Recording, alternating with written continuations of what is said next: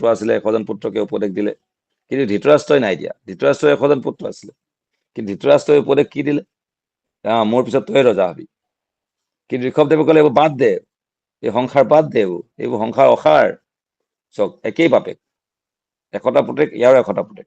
এই বাপেকে কি দিনেক দিনেক তই ৰজা হ, মোৰ পিছত ৰজা হ, ৰাজ্য ভোগ কৰ। এই ভোগ কৰা শিকাইছে। আৰু এই বাপেকে কি শিকাইছে? ত্যাগ কৰা শিকাইছে। নিজেও সংসাৰ ত্যাগ কৰি দিলে, একেবাৰে উদাসীন হৈ ঘূৰি ফুৰিলে। আৰু পুতেকহঁতক ক'লে চব বাদ দে, এইবোৰ সংসাৰ সংসাৰ অসাৰ, এইবিলাক ত্যাগ কৰ এইবিলাক। আৰু তেনেকৈ তাৰ কথা শুনি ভৰত মহাৰাজেও সংসাৰ ত্যাগ কৰিলে, যি ভৰতৰ নামেৰে এই ভাৰতবৰ্ষ হৈছে। তেতিয়াহ'লে চিন্তা কৰক, বাপেক হলেই নহব, তাৰ 100 পুত্ৰ মৰিলে, কিন্তু এওঁলোকৰ উদ্ধাৰ পালে। সেইকাৰণে কৈছে জননী নস্যাৎ পিতৃ নস্যাৎ। অকল ল'ৰা ছোৱালী জন্ম দিলে মাক হ'ব নোৱাৰে, সেই মায়াহে হ'ল। সংসাৰ বন্ধনত পেলালে। আই বোপাই কৈ পিনে কি কৰিলে? তাক বন্ধনত পেলালে। আৰু মাক হৈছে কুন্তি দেৱীৰ নিচিনা, গান্ধাৰীৰ দৰে মাক নহব, ধৃতৰাষ্ট্ৰৰ দৰে বাপেক নহব। এইবিলাক অকল সন্তান জন্ম দি দলনিত পোনা মেলা নিচিনা, অকল ভোগ কৰিবলৈ শিকালে, কুকুৰ মেকুৰী ছাগলীৰ নিচিনা। তেনেকুৱাবিলাকক শাস্ত্ৰত মাক দেউতাক বুলি কোৱা নহয়, যথাৰ্থ মানুহৰ মাক দেউতাক বুলি কোৱা হয়। জননী নস্যাৎ, গুৰু নস্যাৎ। সেই গুৰুৱে যদি উল্টা পুল্টা শিক্ষা দি আছে, মাছ মাংস চব খা, ভগৱান পাই যাবি, এইবিলাক গুৰু নহয় বুলি কৈছে। গুৰু নস্যাৎ। ৰাজা নস্যাৎ। ৰজা হৈ যদি প্ৰজাসকলক যদি জড়জগতৰ বন্ধনৰ পৰা মুক্তিৰ পথ নেদেখুৱাই, অকল খাই বৈ এই যে কিবা কিবি অনুদান দি থাকিব, ঘৰ বনাই দিছে, খাবলৈ চাউল দাইল আটা দিছে, টকা পইচা দিছে, স্কুটি দিছে, কিবা দিছে, গাড়ী দিছে, এইবিলাক যথাৰ্থ নহয়। এইবিলাক ৰজাৰ কাম। যথাৰ্থ ৰজা হৈছে তেওঁ এই প্ৰজাসকলক এই জড়জগতৰ বন্ধনৰ পৰা মুক্তি। ৰজাক কোৱা হয় স্বৰ্গদেউ, মানে ভগৱানৰ প্ৰতিনিধি। ৰজা, মাক দেউতাক আৰু গুৰুক ভগৱানৰ প্ৰতিনিধি বুলি কোৱা হয়। প্ৰতিনিধিৰ কাম কি? ভগৱানে যিটো বিচাৰিছে সেইটো কৰা। ভগৱানে কি বিচাৰিছে? সকলোবিলাক জীৱাত্মা তেওঁৰ ওচৰলৈ ঘূৰি যাওক, বেক টু গড হেড। তেওঁ ৰৈ আছে আমালৈ, যে সকলোৱে যেন উভতি আহে। সেইকাৰণে তেওঁলোকক প্ৰতিনিধি হিচাপে পঠিয়াইছে, যোৱা তোমালোকে তেওঁলোকক উদ্ধাৰ কৰাচোন আত্মাবিলাক। মাক বাপেকক কৈছে, তোমালোকে ব্ৰহ্মাক দায়িত্ব দিছিলে যে তুমি যোৱাচোন এই আত্মাবিলাক উদ্ধাৰ কৰি পঠিয়াই দিয়ালে, ট্ৰেইনিং চেইনিং দি। ব্ৰহ্মাৰ কাৰণে গুৰু। ব্ৰহ্মাৰ পৰা দায়িত্ব ললে মাক দেউতাকে, যে নহয় নহয় ব্ৰহ্মাদেৱ, আমিও ল'ৰা ছোৱালী জন্ম দিম, আমি সেই আত্মাবিলাক আনি পিনে আমাৰ মানুহ কৰি পিনে, ভক্ত বনাই পিনে তেওঁলোকক উদ্ধাৰ কৰো। তেওঁ ক'ত? নিজৰ ইন্দ্ৰিয় তৃপ্তিৰ কাৰণে ল'ৰা জন্ম দিলেগে। ক'লে মই ব্ৰহ্মাদেৱ আপোনাৰ সহায় কৰিম, সংসাৰ আপোনাৰ যে আত্মাবিলাকক উদ্ধাৰ কৰাত মই সহায় কৰিম। প্ৰজা বৃদ্ধি কৰিবলৈ সহায় কৰিবলৈ নাই কৰা, মই পাৰিম ধেৰ হাজাৰ হাজাৰ প্ৰজা সৃষ্টি কৰিব। কি তোমালোকে দায়িত্ব লৈছিলা যে প্ৰজা সেইবিলাক সৃষ্টি কৰি তেওঁলোকক ভাল শিক্ষা দীক্ষা দি পিনে এই জগতৰ পৰা উদ্ধাৰ কৰিবা, কুন্তি মহাৰাণীৰ নিচিনা বা কদৰ্ম মুনিৰ নিচিনা ল'ৰা ছোৱালী জন্ম দিয়া, কিন্তু তেওঁলোকক উদ্ধাৰ কৰা দায়িত্বটো জন্ম দি দিলা, খোৱা বোৱা শিকাই দিলে, বাছ মোৰ ল'ৰা কৰি পিনে। আৰু আমি শিকিলো, আমি এই মা দেউতাই আমাৰ আচল। কিন্তু যে শাস্ত্ৰত কৈছে তমেব মাতা আছে পিতা তমেব, ভগৱানেই মাতা, ভগৱানেই পিতা, ভগৱানেই সৃষ্টিকৰ্তা, ভগৱানেই পালন কৰ্তা। যেনে মাকে পালন কৰে, দেউতাকে সৃষ্টি কৰে গৰ্ভত সন্তান, কিন্তু ভগৱানেই পালন কৰ্তা, ভগৱানেই সৃষ্টিকৰ্তা, ভগৱানেই ধ্বংসকৰ্তা। সেইটোৱেতো গীতা ভাগৱতৰ প্ৰথম শ্লোকতে কৈছে, জন্মাদস্য যত নয়াতি তৰত স্বাৰ্থী। কথাটো যদি আমি জানিলোহেঁতেন যে ভগৱানে সৃষ্টিকৰ্তা, ভগৱানে পালন, তাহলে ভগৱানৰ প্ৰতি আসক্তি হলেহেঁতেন। এই জগতৰ কাৰো প্ৰতি মোৰ আসক্তি নাথাকিলে। এতিয়াতো ক'ত হাজাৰ হাজাৰ মানুহে ভাগৱত কথা কৈ আছে, ভাগৱত শুনি আছে, ক'ত সেই আসক্তি চোন ত্যাগেই হোৱা নাই। যদি আসক্তি ত্যাগ নাই হোৱা, তেতিয়াহ'লে শাস্ত্ৰৰ কথা ভুল হৈ গৈছে। ভক্তি পৰেশানুভৱ বিৰক্তি, বিৰক্তি আহিব লাগিছিলে। জ্ঞান বৈৰাগ্য, জ্ঞান হলে বৈৰাগ্য আহে, সংসাৰৰ প্ৰতি বৈৰাগ্য আহিব লাগে। যেনে মাধৱদেৱৰ সংসাৰৰ প্ৰতি বৈৰাগ্য আহিলে, কাৰণ যথাৰ্থ জ্ঞান তেওঁ লৈছে। ঔষধ খাই যদি মোৰ বেমাৰ ভাল নাই হোৱা, বেমাৰ নাই যোৱা, তেতিয়াহ'লেতো মই ঔষধে কাম নাই কৰা তেতিয়া ভালকে। নহ'লে ক্ৰনিক ডিজিজ, বহুত সময় লাগিব পাৰে তেতিয়াহ'লে। হৈছে কিন্তু বহুত সময় লাগিব, ইয়াৰ ট্ৰিটমেণ্টটো বহুত দীঘলীয়া হ'ব। সেইখিনিহে আমি আচলতে বিচাৰ কৰিব লাগে। ভাগৱত কথা কাহিনী চব মুখস্থ হৈ গলে কি লাভ? সব কাহিনী মুখস্থ আছে। শিকাৰী আয়েগা, জাল বিছায়েগা, দানা ডালেগা, লোভ মে পৰকৰ ফচনা নেহি। কিয় লোভত নপৰিবা বুলিহে কৈছিলে, কিন্তু সেইটো মুখস্থ বিদ্যা মাতি পিনে পুৰা মন্ত্ৰ বুলি ভাবি সেইখিনি গাই আছে। এইখিনি গালেই তেতিয়া উদ্ধাৰ হৈ যাম। গুৰুজনে কৈ থৈ গ'ল ভাগৱত পাঠ কৰিবা উদ্ধাৰ হৈ যাব বুলি ক'লে। পঢ়ি আছো আমি, পঢ়িবলৈ কৈছে উদ্ধাৰ হৈ যাম তেতিয়াহ'লে। ভাগৱত পাঠ শুনিবলৈ কৈছে, গুৰুৱে কৈছে শুনিবলৈ কৈছে, শুনি আছো। এখন কাৰণে শুনিছো, এখন কাৰণে ওলাই গৈছে, বা এইখন কাৰণে শুনিছো মুখেদি কৈছোহে, কিন্তু নিজে পালন কৰা নাই। কি লাভ হ'ল তেতিয়াহ'লে? ন উৎপাদয়ে যদি ৰতিং শ্ৰম এবহি কেৱলম বুলি কৈছে। কিন্তু শ্ৰম বেকাৰ। মই ধান খেতি কৰিলো, গোটেইখিনি পতান হৈ থাকিলে, পোকে খালে, তাৰ কি লাভ? একোৱে লাভ নহল। ঠিক তেনেকৈ মই খেতি কৰি আছো তেতিয়া ধৰ্মক্ষেত্ৰত, ক্ষেত্ৰ মানে খেতি কৰা, খেত বুলি কয়। ধৰ্মক্ষেত্ৰত আমি খেতি কৰিছো, খেতি যদি ভালেই নহল তাহলে খেতি কৰি কি লাভ হ'ল তেতিয়া? মানে ভাল কিবা ফচল পাবলৈ খেতি কৰে। আমি যদি ভক্তি কৰিছো, ইমান দিনৰ পৰা আমি ভগৱানৰ নাম লৈ আছো, জপ কৰিছো, কিবা কৰি আছো, চাব লাগিব যে মাপ কাঠিটোত যে মই কিমানখিনি বৈৰাগ্য আহিছে সংসাৰৰ প্ৰতি। নহলে এইফালে ইটো বাঢ়ি যাব, কনক কামিনী প্ৰতিষ্ঠাই বাঢ়ি গৈছেগে। কনক টকা পইচাৰ প্ৰতি মোহ বাঢ়ি আছে মোৰ, বহুত কেনেকে আৰু টকা ঘটিব পাৰো, কেনেকে আৰু মোক আত্মীয় স্বজনক বেছি প্ৰিয় হ'ব পাৰো, বহুত মানুহে মোক ভাল পাওক, মোৰ সন্মান হওক, প্ৰতিষ্ঠা হওক। এইটোতো তেলে নাই হোৱা, তেতিয়া মই ভুল পথত গৈ আছো। আধ্যাত্মিক ইন্দ্ৰিয় তৃপ্তি হৈ গৈছিল। এটা জড়জগতিক ইন্দ্ৰিয় তৃপ্তি থাকে, এটা আধ্যাত্মিক ইন্দ্ৰিয় তৃপ্তি। আমাৰ তেনেকুৱা হৈ গৈছে, আধ্যাত্মিক ভগৱানক লৈ আমি আনন্দ লাভ কৰিছো। আমি ভগৱানৰ প্ৰীতি বিধানৰ কাৰণে কৰা নাই। ভগৱানৰ প্ৰীতি বিধানৰ কাৰণে কৰা কৰ্মখিনিকেই অকৰ্ম বুলি কোৱা হৈছে। গীতাত কৰ্ম অকৰ্ম বিকৰ্ম কৈছে।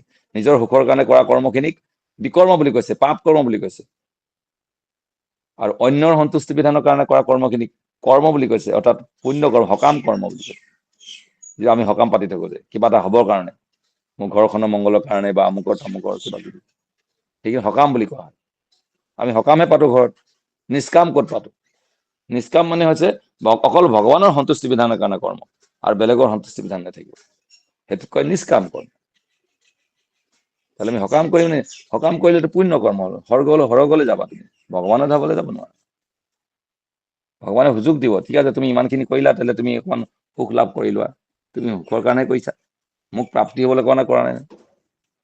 আমি জানো কৈছো, ন ধনং ন জনং ন সুন্দৰীং কবিতাং বা জগদীশ কাময়। সেই প্ৰভু মোক ধন জন সোণ আত্মীয় স্বজন বন্ধু বান্ধৱৰ ভাল পোৱা নালাগে, মোৰ আপোনাৰহে ভাল পোৱা লাগে।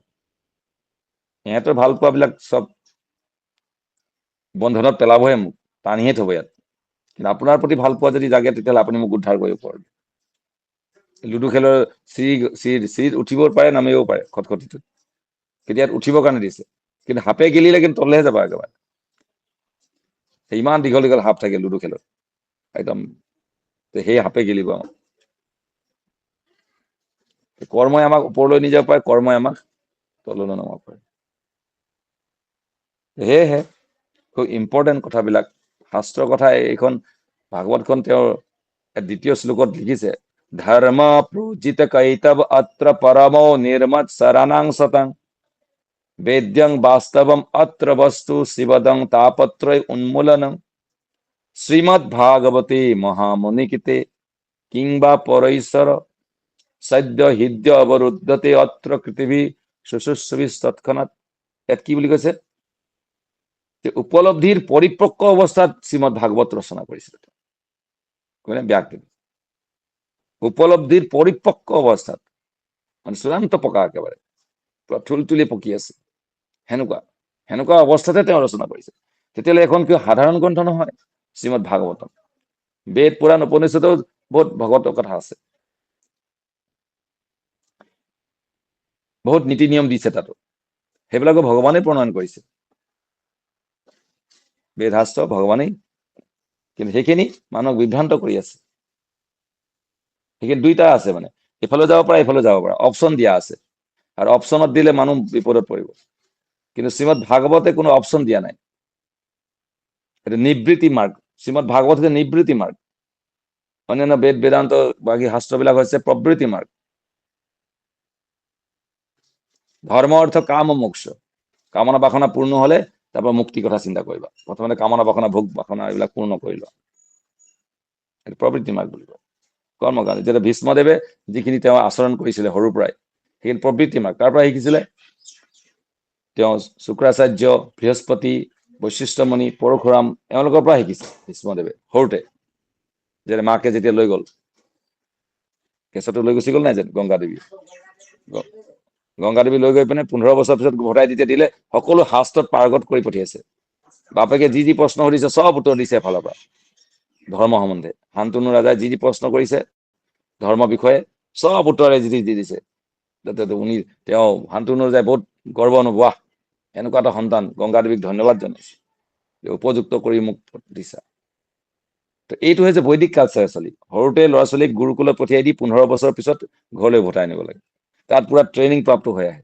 যেন ভগৱান কৃষ্ণ, ৰাম, লক্ষ্মণ, ভৰণ, শত্ৰুঘ্ন সকলোৱে গুৰুৰ ওচৰত গৈ শিকি আহিছে, সকলো এক্সপাৰ্ট হৈ পিনে ঘৰলৈ উভতি আহিছে। তাৰপিছতে সংসাৰৰ দায়িত্ব পালন কৰিছে। আমি কেইজনে এনেকৈ গুৰুকুলত থাকি, গুৰু গৃহত মানে গুৰু গৃহত থাকি সম্পূৰ্ণ শিক্ষা লৈ কিনে আৰু সমাজত আহি তেতিয়াহ'লে তেওঁলোকে সমাজখন সুন্দৰ কৰিব পাৰিব। যে সৰুৰ পৰাই ইন্দ্ৰিয় তৃপ্তি কৰি যে সমাজত কেতিয়াও ভাল কৰিব নোৱাৰি, সি স্বাৰ্থপৰে হ'ব। সমাজৰ কল্যাণৰ কাৰণে এইটো অকমানো নাভাবে।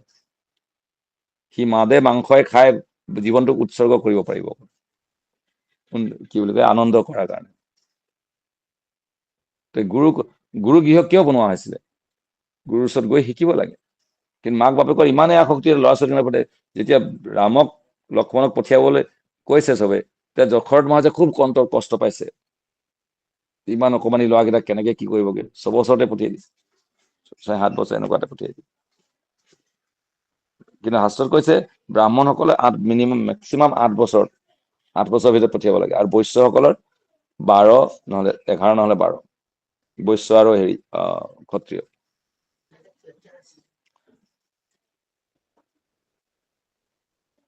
যি কি নহওক, সৰু কালতে মাক দেউতাকৰ ইমান আলাসৰ লাৰু, সেই সময়ত পঠিওৱাটো খুব কষ্টদায়ক হয়। ৰাজপ্ৰসাদত থাকিব ইমান ধুনীয়াকে, আৰু সেই তাত জংঘলত থাকিব, মাটিত শুব লাগিব, কাপোৰ ভালকে পিন্ধিবলৈ নাপাব, ঠাণ্ডা গৰম, খৰি কাটিব লাগিব, ঘৰ মুচিব লাগিব, সকলোবিলাক কাম কৰিব লাগিব আশ্ৰমত থাকিলে। কাৰণ সেইখিনি কেলে দিয়া হয়, সেই ট্ৰেইনিং তেওঁলোকক যিকোনো পৰিস্থিতিতে তেওঁলোকে যেন তাত চম্ভালিব পাৰে। যেনেকে ৰাম যেতিয়া বনলৈ গৈছিলে, সেইকাৰণে তাৰ অসুবিধা হোৱা নাই, হয় নাই? সকলোবিলাক ট্ৰেইনিং প্ৰাপ্ত হৈ আছে না, জংঘলত কেনেকে থাকিব লাগে, কি খাব নালাগে, চব ট্ৰেইনিং লোৱা আছে। সকলো পৰিস্থিতিতে এডজাষ্ট কৰিব পৰা হয়। যেনেকে মায়াপুৰত আমি সংকীৰ্তন কৰিছিলো, সংকীৰ্তন গাই 10 বছৰ কৰিলো, তেতিয়া যিকোনো পৰিস্থিতিতে আমি থাকো। বাছ লৈ পিনে গছৰ তলত থাকিছো, কেতিয়াবা স্কুল ঘৰত থাকিছো, কাৰোবাৰ বাৰাণ্ডাত থাকিছো, কোনো হোৱা নাই খোৱা নাই, কোনো ঠিক ঠাক নাই, আৰ্মি ট্ৰেইনিঙৰ নিচিনা। তো সেইকাৰণে আমি জানো কোন পৰিস্থিতি কি, সকলো পৰিস্থিতিতে আমি এক কৰি ল'ব পাৰো। য'তে নাযাওঁ সেইটোক আমি এডজাষ্ট কৰি ল'ব পাৰো। এই ট্ৰেইনিং খিনি দৰকাৰ আছে। আমি দেৰিকে লৈছো তথাপিও, কিন্তু ট্ৰেইনিং দৰকাৰ আছে। মিনিমাম 11 years, 10-11 years পুৰাপুৰি একদম কঠোৰ, তেতিয়াহে সি জীৱনত ভাবিবলৈ শিকিব। লোহাডোখৰ গৰম হ'ব লাগিব, তেতিয়াহে তাত মাৰ দিলে কাম দিব। এই 10 বছৰৰ পৰা গৰম কৰিব লাগিব লোহা, তপস্যা। তপো দিব্যম পুত্ৰকা যেন শুদ্ধে যস্মাৎ ব্ৰহ্ম সুখম তন। অনন্ত ব্ৰহ্ম সুখ লাভ যদি কৰিব বিচাৰা, সেই পুত্ৰসকল, ঋষভদেৱে কৈছে ভৰত মহাৰাজ আদি সকলোকে, যদি অনন্ত ব্ৰহ্ম সুখ লাভ কৰিব যায়, এই পৰিয়ালৰ সুখখিনি সেইখিনি সুখ হয়, টকা পইচাৰ সুখ, ইন্দ্ৰিয় তৃপ্তিৰ সুখ, প্ৰতিষ্ঠাৰ সুখ, সকলোৱে সন্মান কৰিছে সেইখিনি সুখ।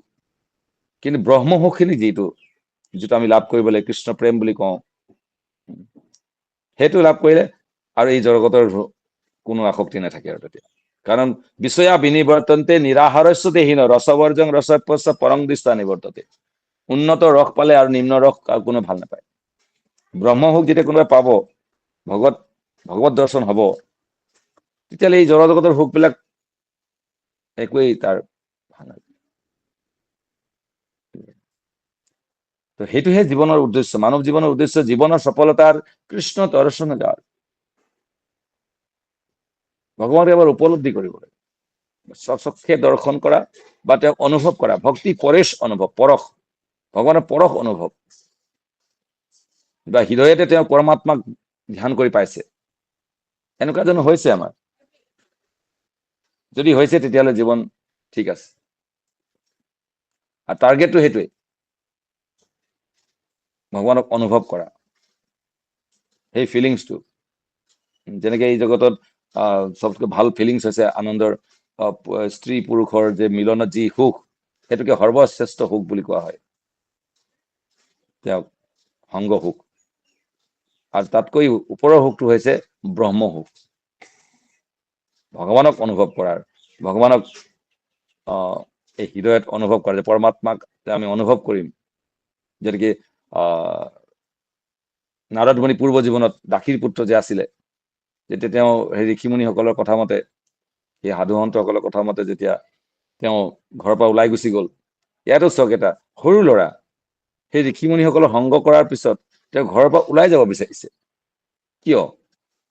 আমি যে ওলাই যাব বিচাৰে নাই ঘৰৰ পৰাই, ঘৰখনে খুব ভাল লাগিছে, ঘৰতে ভক্তি কৰিছো, পূজা কৰিছো, পাৰ্বণ যা কৰিছো, নাম লৈছো, কি কৰিছো, কিয় তেতিয়াহ'লে হোৱা নাই? তাৰমানে আমাৰ যথাৰ্থ ভক্তি হোৱাই নাই একচুৱেলি, আমি বেলেগ কিবাহে কৰি আছো, যথাৰ্থ সাধুসংগ হোৱা নাই আমাৰ। যদি যথাৰ্থ উন্নত সাধুসংগ হলহেঁতেন, তেতিয়াহ'লে এনেকুৱা কেতিয়াও নাথাকিলেহেঁতেন। কাৰণ সৰু ল'ৰা এটা, বাচ্চা ল'ৰাটো, সেই 4 মাহ সাধু সংগ কৰাৰ পিছত ঘৰৰ পৰা ওলাই যাবলৈ বিচাৰিছে, তেওঁলোকৰ লগত গুচি যাব বিচাৰিছে। চিন্তা কৰিছ? তো এইটোৱে শিকায় আমাক যে যথাৰ্থ সাধু সংগ যদি হয়, গুৰুসকলৰ কৃপা হয়, এই জড়জগতি আসক্তি আৰু তেনেকুৱা নাথাকে। ইভেন কি মাক, অকলীয়া মাক, মাককো এৰি চাবলৈ বিচাৰিছে, সৰু ল'ৰা। সৰু ল'ৰাৰ কাৰণে বুজি নাইপোৱা নেকি? নহয়, ভিতৰত কৃষ্ণ ভক্তি, নিত্য সিদ্ধ কৃষ্ণ প্ৰেম সাধ্য কব নহয়, শ্ৰৱণ আদি শুদ্ধ চিতে কৰহ উদয়। তেওঁ হৃদয়ত কৃষ্ণ ভক্তি যে আছে, সি উদয় হৈ গ'ল। সেইকাৰণে তেওঁ সেই সাধু মহাত্মাসকলৰ পৰা বুজি পালে যে এইটো কি বোলে না, এই সংসাৰখন অসাৰ, ভগত প্ৰাপ্তি জীৱনৰ উদ্দেশ্য। যেনেকে প্ৰহ্লাদ মহাৰাজে কৈ থৈছে, কি কৈছে? কৌমাৰঙা চৰেত প্ৰাজ্ঞ। নিশ্চয় সাধু মহাত্মাসকলে এই কথাষাৰ আলোচনা কৰিছিলে তাত ভাগৱত কথাত, 4 মাহ যে আছিলে, ভাগৱত কথা হৈছিলে, তাত এই কথাটো নিশ্চয় আলোচনা, প্ৰহ্লাদ চৰিত্ৰ নিশ্চয় আলোচনা হৈছিলে, এই শ্লোকটো নিশ্চয় আলোচনা হৈছিলে। আৰু সি সৰু ল'ৰাটোৱে শুনিছেও এইটো, কৌমাৰঙা চৰেত প্ৰাজ্ঞ ধৰ্মান ভাগৱতানিহ। কৌমাৰ হ'ব, সৰু কালৰ পৰাই ভক্তি কৰিব লাগে, মাটি কোমল হৈ থাকোতে সেইখিনিক ভাজ দিব লাগে, টান হৈ গলে ভাজ দিব নোৱাৰে। সেই কথাই ঋষিমুনিসকলে যেতিয়া আলোচনা কৰিছিলে, সেই সৰু নাৰদ মুনি, যে পূৰ্ব জীৱনত যে দাসী পুত্ৰ, তেওঁ শুনিছে, শুনি গোটেই তেতিয়াহ'লেতো এতিয়াৰ পৰা কৰিব লাগে মই, সেই মাথাত সোমাই গ'ল। আৰু সৰু ল'ৰা দিয়ে বা মাথাত ঋষিমুনিসকলে কৈছে, ইমান শ্ৰদ্ধা ব্যক্তিসকলে কৈছে, তেতিয়াতো ভাল কথা কৈছে, আৰু সকলোৱে শ্ৰদ্ধা কৰিছে, তেনে এওঁলোকতো ভাল কথাই কব। সেইকাৰণে তেওঁৰ ভিতৰত একদম ভাল কথাখিনি সোমাই গ'ল, যেনে প্ৰহ্লাদৰ মাথাত সোমাই গৈছিলে, সৰুতে সোমাই লৈ, মেমৰি কাৰ্ড একদম ফ্ৰী আছে, হয় নে নহয়? তো তাৰপিছত কি হ'ল, অকল সেইটো শুনিলে নহব, তাই এই সাধু মহাত্মাসকলৰ 4 মাহ তেওঁ সেৱা কৰিলে, বিভিন্ন যি পাৰিলে, এই পানী এগিলাচ আনি দে, পিয়াখনকে পাৰি দে, ধৰাখনকে পাৰ, কিবা এটা তাক মাতিছে, এইফালে আচোন, এইটো কৰ, সেইটো কৰ, তেওঁলোকক যে সেৱা কৰিলে, সাধু সংগ কৰিছে, সাধুৰ মুখেৰে হৰি কথা, সাধু সংগ মানে সাধুৰ মুখেৰে হৰি কথা।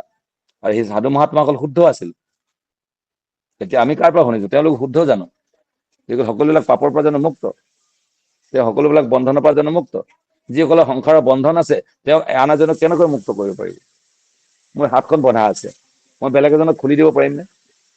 মোৰ সংসাৰৰ প্ৰতি আসক্তি আছে, তেতিয়াহ'লে মই বেলেগ এজনক অনাসক্ত কেনেকৈ কৰিম? আৰু অনাসক্তি নকৰিলেতো ভগৱানক লাভ কৰিব নোৱাৰিব।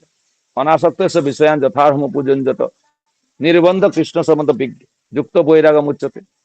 মই অনাসক্ত হয় নে নহয় মোৰ সংসাৰৰ প্ৰতি? যদি মই অনাসক্তি আছে, তেতিয়াহ'লে মোৰ কথাখিনিয়ে কাম কৰিব, তেতিয়া তেওঁলোকে যিসকলে শুনিব, তেওঁলোকৰ অনাসক্তি আহিবই, গেৰাণ্টি। প্ৰভুপাদ অনাসক্ত আছিল, তেওঁ সংসাৰ আছিল, সংসাৰ ত্যাগ কৰি দিলে তেওঁ। বানপ্ৰস্থ শাস্ত্ৰত দিছে, বানপ্ৰস্থ সন্যাস এইবিলাক দিয়া আছে, আশ্ৰম। চতুৰ্বৰ্ণ ময়া সৃষ্টম, ভগৱানে কৈছে মই সৃষ্টি কৰিছো এইবিলাক। দৰকাৰ আছে সমাজত, যেনেকৈ 4টা পাৰ্ট আমাৰ শৰীৰৰ, ব্ৰাহ্মণ, ক্ষত্ৰিয়, বৈশ্য, শূদ্ৰ। আৰু আশ্ৰম যেনেকে ব্ৰহ্মচাৰী, গৃহস্থ, বানপ্ৰস্থ, সন্যাস। 4টা আশ্ৰম, 4টা বৰ্ণ ভগৱানে সৃষ্টি কৰিছে সমাজখনক সুন্দৰভাৱে পৰিচালিত কৰিবৰ কাৰণে। যেনেকে মাথা বেলেগ এটা কাম কৰে, এই ডিঙিৰ পৰা কঁকাললৈকে এইটো পাৰ্ট এটা, দুখন হাত আছে, দুটা ভৰি আছে, সেইবিলাক প্ৰত্যেকৰে কাম বেলেগ বেলেগ। ভৰিকেইটা আছে শূদ্ৰ, এই কঁকালৰ পৰা ডিঙিলৈকে বৈশ্য, উৎপাদন কৰে, এনাৰ্জি ক্ৰিয়েট কৰে বৈশ্যই। আৰু পেটটো গণ্ডগোল হলে চব হাত ভৰি মাথা গণ্ডগোল হৈ যাব।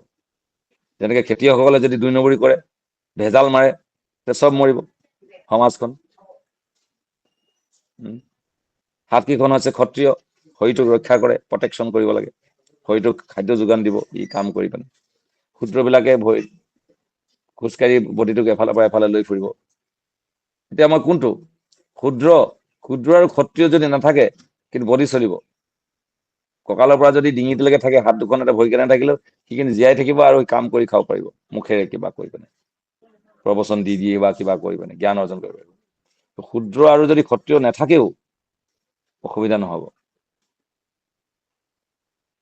মুখেৰে খাব পাৰিব এনেকে কৰি, কষ্ট হব কিন্তু ই ভাল জ্ঞান দিব পাৰিব। জ্ঞানটো আছে ন, ব্ৰেইনটো আছে, কিন্তু চব আছে কিন্তু মাথাটো নাই। তাৰ মাথাটো বেয়া হৈ গৈছে, পাগল হৈ গৈছে। বডিটো যিমানে ভাল নাথাকক, ডাইজেষ্টিং পাৱাৰ ভাল, ভৰি ভাল, হাত ভাল, কিন্তু মাথাটো বেয়া হৈ গ'ল, কিন্তু তাৰ কোনো ভেলু নাই। এই সমাজৰ যদি এই ব্ৰাহ্মণীয় সংস্কৃতি যিটো কোৱা হয়, যিটো ইণ্টেলিজেন্ট যিখিনি আছে, সেইখিনি যদি ঠিক ঠাক নহয়, অৰ্থাৎ শিক্ষিত সমাজ যদি ঠিক ঠাক নহয়, যিখন সমাজখনক পৰিচালনা কৰিছে তেওঁলোক যদি ঠিক নহয়, তেতিয়াহ'লে সমাজখন গোটেইখন স্পইল হৈ যাব, তাৰ কোনো মূল্যহীন হৈ যাব। সেইকাৰণে প্ৰভুপাদে কৈছে মস্তিষ্কহীন সমাজ। বৰ্তমান সমাজ হৈছে মস্তিষ্কহীন। বডিটো আছে কিন্তু মস্তিষ্কটো নাই, আৰু মস্তিষ্কটো ভালে ৰাখিবলৈ চেষ্টা কৰা নাই, বডিটো ভালে ৰাখিবলৈ চেষ্টা কৰি আছো আমি। ব্ৰেইনটোক ৱাছ কৰা নাই আমি, ব্ৰেইন ৱাছ কৰিব লাগিব, ভিতৰত যুগত জাবৰা সোমাই গৈছো। প্ৰভুপাদে কৈছে সেইকাৰণে মই চবকে ব্ৰেইন ৱাছ কৰিম, বুজে? তো সেইকাৰণে কথাবিলাক অকমান দকৈ ভাবিব লাগিব। আমি ওপৰে চালে বাৰে কোবাই আছো। কি হ'ল এবাৰ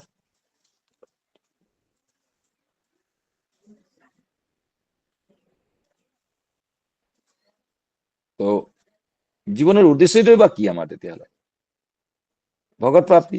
সেই সৰু ল'ৰাটোলে নাৰদমণি পূৰ্ব জীৱনৰ কাহিনী তেওঁ পালো। কি কি কৰিলে তেতিয়াহ'লে? সাধু সংগত হৰি কথা শ্ৰৱণ কৰিলে, কেনেকৈ মনোযোগ সহকাৰে, তেনেকে সপ্তম অধ্যায়ত গীতাত যেনে কৈছে, প্ৰথমতেই কৈ দিছে,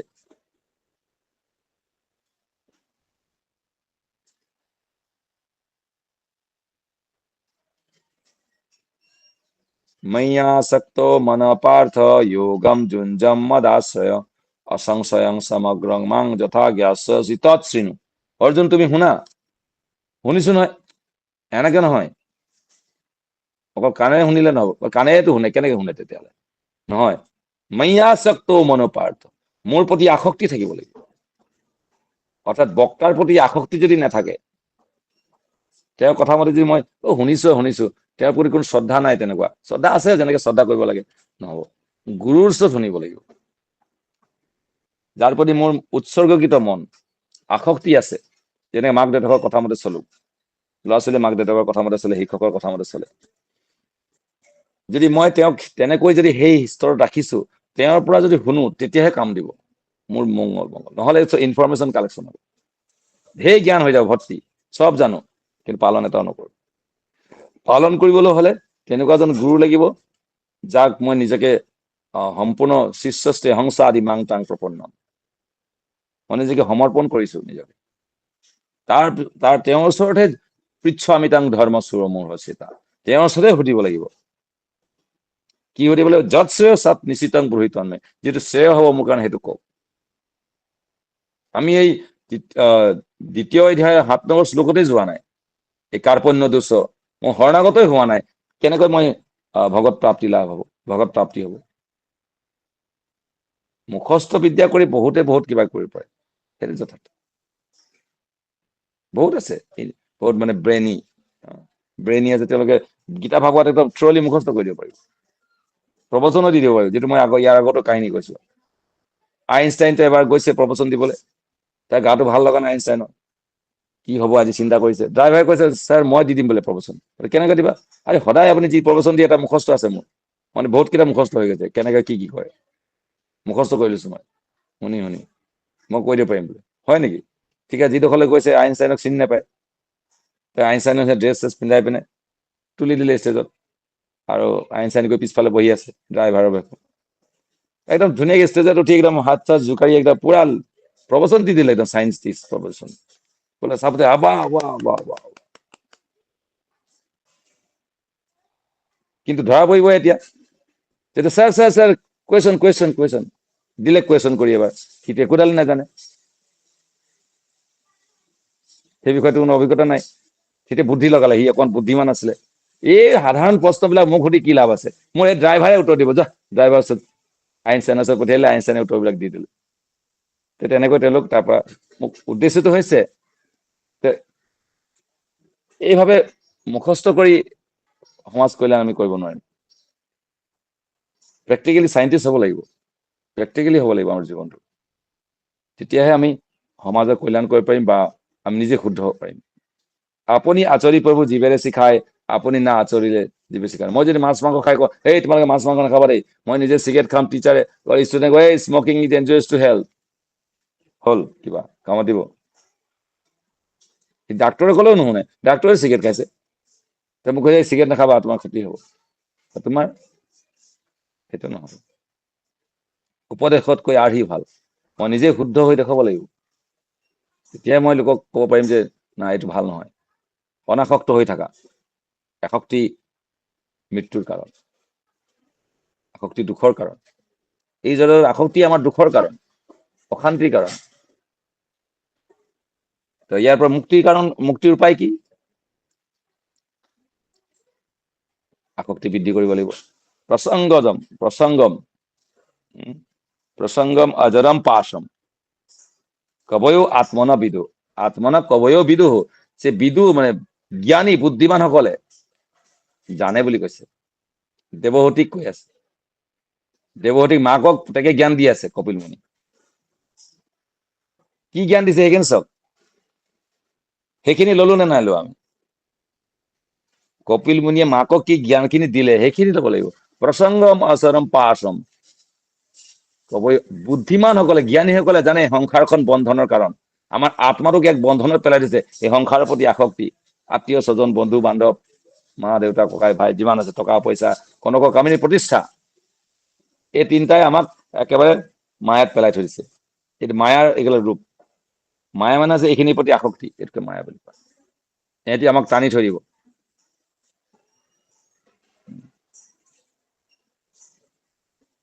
প্ৰসংগম অজৰম পাশম, পাশম মানে একদম নাক পাখৰ নিচিনা, মানে ৰছী দি বান্ধা, বান্ধি থৈ দিয়ে, আত্মাটোক বান্ধি থৈ দিয়ে, এবাৰ ওলাব নিদিয়ে, ভগৱত ধামত যাব নিদিয়ে, কোনে নিদিয়ে? আসক্তি। কাৰ প্ৰতি আসক্তি? জড় জগতৰ পৰা আসক্তি, জড় জগতৰ আসক্তি মানে তিনিটা, কনক কামিনী প্ৰতিষ্ঠা, সেইকাৰণে কৈছে কনক কামিনী প্ৰতিষ্ঠা বাঘিনী, বাঘিনী যদি কাৰোবাক ধৰে সৈন্যক সদায় ফটকৈ এৰি নিদিয়ে, বাঘিনী যদি কাৰোবাক ধৰে তাক পটকে এৰি নিদিয়ে, বাঘে মতা মাকটো ধৰিলে এৰি দিব পাৰে, কিন্তু বাঘিনী যদি কাৰোবাৰ পোৱালি আছে না, তাৰ পোৱালিৰ কাৰণে ই যেনে তেনে মৰি যি হলেও ধৰিবই, পুতেককেইটাক নহলে মৰি যাব নাই, তাহাঁতৰ কাৰণে। এতিয়া সংসাৰত যে আমি দৌৰি ফুৰিছে যে মানুহসকলে, মানুহবিলাকে যে, কাৰণ সংসাৰৰ ল'ৰা ছোৱালী কেইটা আছে যে, সেইকাৰণে তাহাঁতৰ কাৰণে দৌৰিবলগীয়া, নহলেতো য'ত ত'ত খাই পিনে, যেনেকে আমি ডেকা কালত জলে তলে খাই, মামা ঘৰ আমুকৰ ঘৰ তামুকৰ ঘৰ, কোনো টেনচনেই নাই, এই গ'লে এসপ্তাহ মান নাহোৱেই, ক'ত গ'লে গ'লো গ'লো ফুৰি আহিছো যা, কিন্তু এতিয়া লগাল পিছ নাই, কেলে অহা নাই, কেলে মানুহজনীয়ে ফোন কৰিলে নাই, ল'ৰাটো গা ভাল নাই, আমুক স্কুল তামুক এইটো, আৰু থাকিব নোৱাৰিলে তাত, পাৰিলে কেলে? তেতিয়াহ'লে আগতে যেতিয়া বিয়া পতা নাছিলে তেতিয়া ক'ত ক'ত ঘূৰি ফুৰিছিলা, এতিয়া পাৰিছা, তেতিয়া কি হ'ল সেইকেইটা? বাঘিনী, কনক কামিনী, এইখিনি কামিনী, কামিনীৰ কাম নহে তব ধাম, কামিনী কাম তোমাৰ লক্ষ্য, ধাম মানে লক্ষ্য, জীৱনৰ লক্ষ্য নহয় তাহাঁতৰ কামনা বাসনা পূৰ্ণ কৰা। তোমাৰা মালিক কেৱল যাদৱ, তোমাৰ মালিক কেৱল যাদৱ হে, জীৱ কৃষ্ণ নিত্য দাস, কৃষ্ণহে দাস, আমিতো অন্য কাৰোবাৰ দাস নহয়, মায়াৰ দাস নহয় নাই, আমি ভগৱানৰ দাস, কিন্তু কাৰ দাসত্ব কৰিছো? মায়াৰ দাসত্ব কৰিছো। অকল মই নহয়, ব্ৰহ্মা আদি কৰি ব্ৰহ্মাৰ পৰা আদি কৰি যত জীৱ চবে মায়াত পৰি আছে, কিন্তু গুৰুসকল যে নাই পৰা, তেওঁলোকতো এই পৃথিৱীতে জীৱ। সেইকাৰণে কৈছে দৈৱী হেঁচা গুণময়ী মম মায়া দূৰত্বয়া মামেব যে প্ৰপঞ্চন্তে মায়া মেতাং তৰতে, যিজনে মোৰ শৰণাগত হৈছে এহেঁতি নপৰে। তেতিয়াহ'লে ব্ৰহ্মা কি শৰণাগত নাই হোৱা? হৈছিলে, কিন্তু তাৰ অহংকাৰ বাঢ়ি গল, পদৰ অহংকাৰ, সন্মানৰ অহংকাৰ। যেতিয়া সন্মান হয়, সেইকাৰণে কুন্তি দেৱী এক ক্লিয়াৰ কৰিছে কথা, জন্ম ঐশ্বৰ্য সুতশ্ৰী ভি এধ মান মদ পুমান। মানুহৰ এই চাৰিটা অহংকাৰ থাকে। কি কি? জন্ম, উচ্চ কুলত জন্ম, আমুকৰ মই এনেকুৱা পৰিয়ালত জন্ম, ভাল পৰিয়ালত জন্ম। ঐশ্বৰ্য, অনেক টকা পইচা, মোৰ বহুত টকা পইচা আছে, অহংকাৰ। শ্ৰুত, বহুত মই জ্ঞানী, বহুত জানো মই। শ্ৰী, মই বহুত সুন্দৰ। কিন্তু সুন্দৰ নহলো, চবেই কিন্তু নিজকে সুন্দৰ বুলিয়ে ভাবে। কোনে নিজক বেয়া বুলি ভাবে? আইনাৰ ওচৰত অকল কিবা কিবি লগাই থাকেগে, সুন্দৰ কৰিবলৈ ধৰে। মই চিন্তা কৰো যে মোতকৈ সিহঁতি কিমান ধুনীয়া, মই চবতকৈ বেয়া দেখিবলৈ ইয়াত। মোৰ আকৌ তেনেকুৱা ধাৰণা। চবৰে নাকটো ইমান ধুনীয়া, কাৰো চকুকেইটা ইমান ধুনীয়া, তাৰ দাঁতকেইটা ইমান ধুনীয়া, তাৰ বডিটো ইমান ভাল, তাৰ চুলিখিনিয়ে ধুনীয়া, কিন্তু মোৰতো কোনটোও ধুনীয়া নহয়। সেইকাৰণে তেতিয়া সান্তনা লাভ কৰো তেতিয়া দেউতাৰ কথাটোলৈ, এই ৰূপে কি কৰে, গুণেহে সংসাৰ তৰে। আচ্ছা, ৰূপটোতো মোৰ হাতত নাই ন, ৰূপটোতো মই ক্ৰিয়েট কৰিব নোৱাৰো ন। বিউটি পাৰ্লাৰত গৈ পিনে কিবা কিবি প্লাষ্টিক চাৰ্জাৰী কৰিব পাৰো, সেইটোতো কিমান দিন থাকিব, এইটো আৰ্টিফিচিয়েল। যেনে বিউটি পাৰ্লাৰ কোৱা হয় কায়া পলক কেন্দ্ৰ। কায়া পলক মানে চেহেৰাত পাল্টি দিয়ে, যেন বিয়া ঘৰত যাবা আজিকালি, বিয়া ঘৰত গৈ পিনে চিনিয়ে নাপাবা কইনাজনী কোনজনী আছিলে, কেনেকুৱা ৰূপ বনাই থৈ দিছে, ভূতনি নিচিনা, কি চব বনাই দিয়ে, চিনিয়ে নাপাওঁ তাক। বিচাৰি ফুৰিব লাগে কোনজনী কইনা, নাই এইজনী, অ আচ্ছা আচ্ছা আচ্ছা। যি কওক, কায়া পলট কেন্দ্ৰ। দেউতাৰ সেই কথাটো ভাল লাগে, যেতিয়া মই ৰূপখিনি চেঞ্জ কৰিব নোৱাৰো, সেইকাৰণে গুণেহে সংসাৰ তৰে। সেই গুণ অৰ্জন কৰিব পাৰিম মই, মই যদি চেষ্টা কৰো, মই গুণখিনি অৰ্জন কৰিব পাৰো, বেলেগৰ পৰা ভাল গুণখিনি। ৰূপ, তেওঁৰ ৰূপটো মই ল'ব নোৱাৰো, তেওঁৰ ৰূপটো মই ল'ব নোৱাৰো, কিন্তু গুণখিনি কিন্তু ল'ব পাৰিম। সেইখিনি কোনো বাধা দিব নোৱাৰে। তেওঁ কেনেকে কথা পাতিছে, কেনেকৈ কথা কয়, কেনেকৈ চলে, কেনেকৈ ফুৰে, কেনেকৈ খায়। সেইকাৰণে গুৰুৰ ওচৰত গৈ পিনে, গুৰু হৈছে মহাজন, মহাজনৰ যেন গত চপন্থা। সেই গুৰুৰ ওচৰত গৈ কেলে থাকিব লাগে, গুৰু গৃহত, গুৰুৱে কেনেকৈ, গুৰু এজন যত যত আচৰিত শ্ৰেষ্ঠ তত্ত সজত প্ৰমাণম কৰোতে লোকতত অনুবৰ্ততে, ভগৱান কৃষ্ণ অৰ্জুনক কৈছে, হে অৰ্জুন, তুমি ভালকে আচৰণ কৰা, তুমি শ্ৰেষ্ঠ ব্যক্তি। শ্ৰেষ্ঠ ব্যক্তিয়ে যেনেকুৱা আচৰণ কৰিব, তাত অনুগামীসকলে তাক ফল' কৰিব। এতিয়া যদি মই যে প্ৰবচন দিছো ক'ৰবাত, মই যেনেকুৱা আচৰণ কৰিম, তেওঁলোকে সেইটোৱে ফল' কৰিব। আমাৰ প্ৰভুজীয়েচোন তেনেকুৱা কৰিছে, তেতিয়াহ'লে ময়ো সেনেকুৱাই কৰিম তেতিয়াহ'লে। প্ৰভুজীয়েচোন মাছ মাংস খায়, তেতিয়াহ'লে ময়ো খাব পাৰিম, হয় নাই? গুৰুৱে মাছ মাংস খায়, তেতিয়াহ'লে শিষ্য খাবই, হয় নে নহয়? আৰু গুৰু যদি বৈৰাগী, তেতিয়াহ'লে তেওঁ শিষ্য বৈৰাগী হ'বলৈ চেষ্টা কৰিব, হয় নে নহয়? তো প্ৰসংগম অজৰম পাচম, তাহলে এইটো আমি কি জানোনে? এই সংসাৰৰ যে আসক্তি বিলাক আমাৰ বন্ধনৰ কাৰণ, জড়জগতিক কনক কামিনী প্ৰতিষ্ঠা। তাহলে অহংকাৰ ক'ত হয় আমাৰ? তেতিয়াহ'লে কৈ দিলো, ৰূপত, প্ৰত্যেকৰ ভিতৰত আছে। জন্ম, তেনেকুৱা ঘৰতে জন্ম ন, ইহঁততকৈ মই ভাল, মই ভিক্ষাৰী ইয়াতকৈ মই ভাল নহয় জানো? কম্পেয়াৰ কৰিব নিজকে ভাল ৰাখে ওপৰত। ঐশ্বৰ্য, সিটোতকৈ তো 100 টকা আছে, মোৰতো 200 টকা আছে ন, তাতকৈ মই ভাল, তাতকৈ মই ধনী, কম্পেৰিজন। তাৰপিছত জন্ম শ্ৰুত, সিয়াতকৈতো মই অলপ বেছি জ্ঞান আছে, সিটো মেট্ৰিক পাছ হে, মইতো হায়াৰ ছেকেণ্ডেৰী পাছ, তাতকৈ মই জ্ঞানী। সিয়াকতো লোহৰ শিকলিয়ে বন্ধা আছে, মোৰতো সোণৰ শিকলি দি বন্ধা আছে। কুকুৰ হলে কি হব মই, সিটো ই কুকুৰ, গাঁৱলীয়া কুকুৰ, মইতো বিলাতী কুকুৰ। এইটো অহংকাৰ। সিটো ইংলিছত কথা পাতিব নোৱাৰে, মইতো ইংলিছত কথা পাতিব পাৰো ন, অহংকাৰ। মানে অহংকাৰ যেনে তেনে অহংকাৰ কৰি ল'ব মানে, হয় নে নহয়? দেখিবলৈ কুৰূপ হলেও নিজকে কেতিয়াও কুৰূপ বুলি কোনেও নাভাবে আজিলৈকে। অহংকাৰ থাকিবই, তাতো অহংকাৰ থাকে। কাউৰীয়েও নিজকে অহংকাৰ কৰে, মই কোলা হলে কি হব, মোৰ বহুত, মই সমাজত চাফা কৰো, মই ঝাৰুদাৰি, মই বুদ্ধিমান, হয় নে নহয়? তেতিয়াহ'লে জন্ম ঐশ্বৰ্য শ্ৰুতশ্ৰী, শ্ৰী মই ধুনীয়া, সেইটো প্ৰত্যেকজন ব্যক্তি, প্ৰত্যেকটো মানুহেই অনুভৱ কৰে যে মই চবতকৈ ধুনীয়া, চবতকৈ ধুনীয়া হ'লে মই ইয়াতকৈ ধুনীয়া, চবতকৈ নহ'ব পাৰে কিন্তু ইয়াতকৈ মই ধুনীয়া, মোৰ ল'ৰাটো চবতকৈ ধুনীয়া হ'ব পাৰে কিন্তু ধুনীয়া, কিন্তু মোৰ ল'ৰা এইফালৰ পৰা চালে কোলা হলে কি হ'ব, একদম কোলা নহয়, ঠিক একদম যেন একেবাৰে কিবা এটা আছে, আকৰ্ষণীয় কিবা এটা আছে। এইটো হৈছে নিজকে নিজে আমি তেনেকৈ, নহলে আইনাৰ মুখত কোনো ৰৈ নাথাকিলে যদি মই কুৰূপ হলোহেঁতেন, হয় নে নহয়, নাক চেপেকা যা হলো। তো এইবিলাক অহংকাৰ, এইটো জন্মৰ লগে লগে আমাৰ অহংকাৰটো আহিয়ে যায়। এই অহংকাৰৰ পৰা আমি পতন হব। জন্ম সৃজ সুত শ্ৰীভি এধ মান মদ অপমান নৈবাৰ হতিং অভিধাতুং বৈ তাম কিঞ্চন গোচৰ। জীৱনত কেতিয়াও তুমি ভগৱানক দেখিবলৈ নাপাবা। বুজিল?